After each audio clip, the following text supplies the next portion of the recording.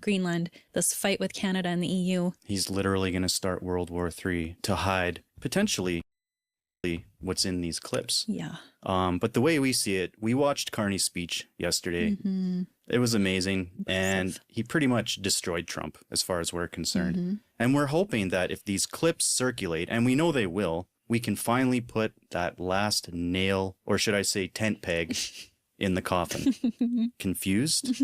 That'll make more sense shortly, trust me. I caught this on Reddit. I couldn't figure out who this lady is, but it made me want to go digging for more information. So I'll share this with you. That the Epstein files, it continues. It's even worse. I just spent hours listening to another testimony. When the testimony came out just in the last few days, that's when they pump up the Minnesota. Pump up the Minnesota, beat a few more people up, kill a few more people. Get everybody to look over there. Don't look. And again, I'm not talking about just trafficking. I'm talking about outrageous films. Murdering young, I would say children, youth.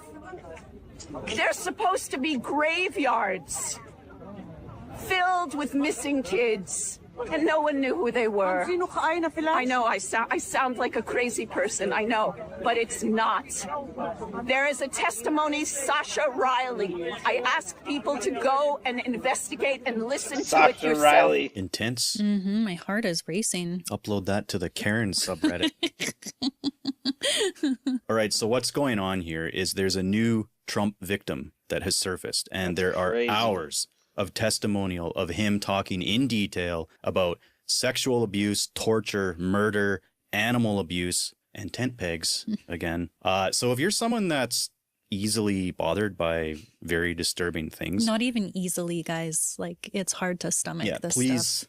Please consider this a viewer discretion and maybe don't watch this one because it's very dark. And if you are sticking around, this is a good moment to please give us a like, give it a sub, leave a comment, and we want to give a big thank you and shout out to our members. I'm sorry we haven't been able to post very much in the last month, but we really appreciate your ongoing support to help us grow this channel and hopefully be pumping out more videos every week. Okay, so let's get into these clips. I think that's obviously why everyone's here. It makes the most sense if we pick back up from the clip that we teased in the opener because that thing continues and it gets pretty dark. And make sure you guys stick around because you're definitely going to want to hear the clips after that as well, especially the tent peg story. It'll make your eyes water. During the 2 months, there was at least 5 girls, and the were all related to the Trump Epstein ring. There was executions, snuff film, silencing the girls. Now, at that brothel, I never saw anybody except this big-bellied hillbilly that ran it. Yeah. And then one other, I don't know what you call it, some mobster. That was the one that came in and shot the, kind of terrorized all of us, pointed at all of us, and then just shot kind of one girl at random. Okay, so a mobster. Yeah, and I had no idea who he was. Just some older guy, gray hair, pinky ring type person, Yeah, and when the 2 girls were after the filming, tell me again what the other individual said to you, that you're good, they won't kill you, boys are hard to find. I was working, maybe packing up stuff or cleaning, or I don't remember exactly what I was doing, but I remember that I want to say we were breaking down the stuff that they had used to film it. And when I heard the shot, I stopped working, and the guy was basically to the effect of, this doesn't concern you, just focus on what you're doing. So I kept doing whatever it was I was doing. And he said, boys are hard to find. You're good. Boys are hard to find. He said, you're good. Girls are a dime a dozen. Boys are hard to find. Something like that. That may not have been the exact words, but it was something to that effect. So if you're wondering who we were just listening to, it's from a Substack written by an independent journalist, Lisa Noel Valdang, and it's called Outlaws of Chivalry. And she interviews an Iraq war veteran, Sasha Riley, about his experiences growing up being sold and abused in multiple sex trafficking rings.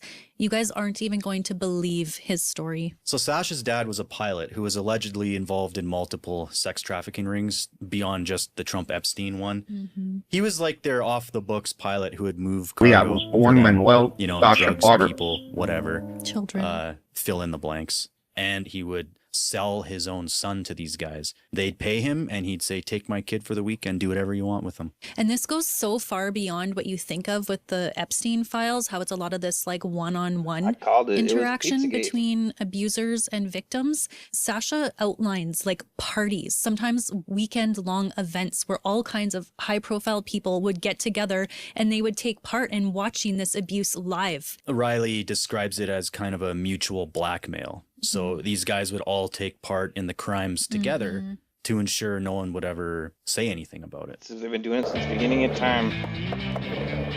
I like to be like the best version of what I'm supposed to be good at, which is making the internet.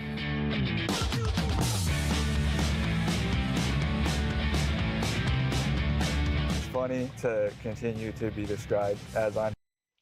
And doesn't that make you wonder why Trump's trying so hard to keep all of these people under the Epstein files redacted?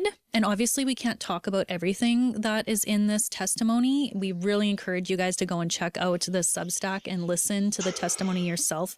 Riley's saying that he and other victims were being held in like dog kennels and cages to like dehumanize them. There's all this kind of trauma-based conditioning that was going on where they would take these children and at first they would abuse them. Then they would have the children abuse other children so that they had it in their heads that they're also the bad guy so that they would never come up and speak about what they had been through. There's medical torture, which makes me think about that Epstein Island photo where there's like that dentist chair and all those creepy masks on the wall. Can you imagine that? No. I can't. And they probably drug them up too, just to like fuck with them. Oh, they did.